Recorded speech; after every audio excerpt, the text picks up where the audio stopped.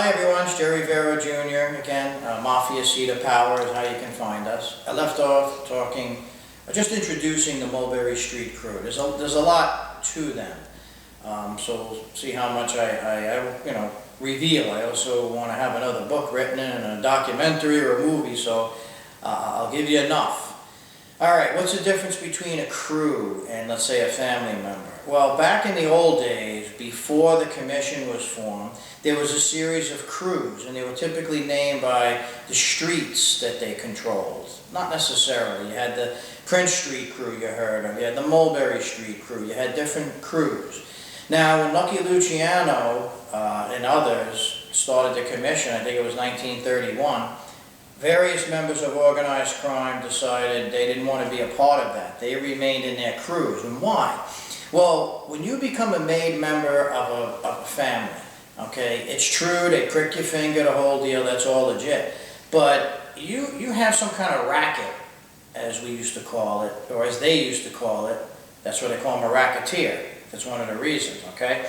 Well, once you become a made member of a particular family, you're not beholden to people above you. So maybe you're a soldier level, so now you got to kick back to your captain, and then the captain kicks up. So all you really have done now is created a boss you really don't need, and now you have to kick up to that person to be what, a made member, you're more protected, this, that, the other. It's an honor to a lot of people, but my family, as well as many others, never became made.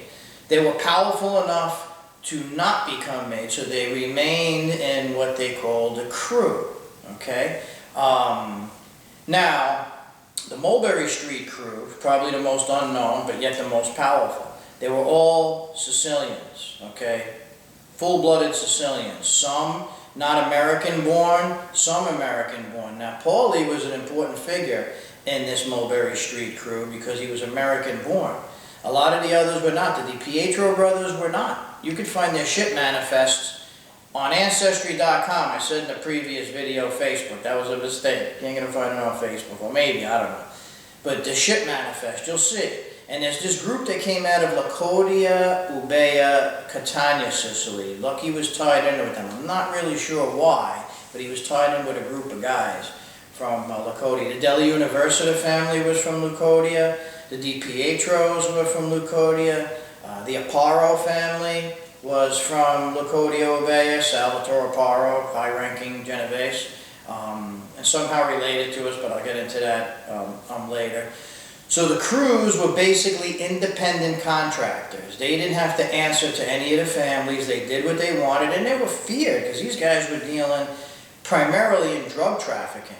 And they were dealing with everyone, the Cubans, the Asians, the Russians, the Colombians. They were dealing with all of them, Mulberry Street crew. And some people knew of them. So Paulie Lefty took over. The Pietro brothers were part of it.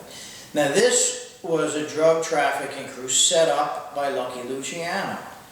For those people who say that the mob wasn't into drugs and all that, it's not exactly true. I'll get a little bit into that as well. But anyway, this crew primarily was drug trafficking, and Paulie was close with Lucky Luciano, and he ran that.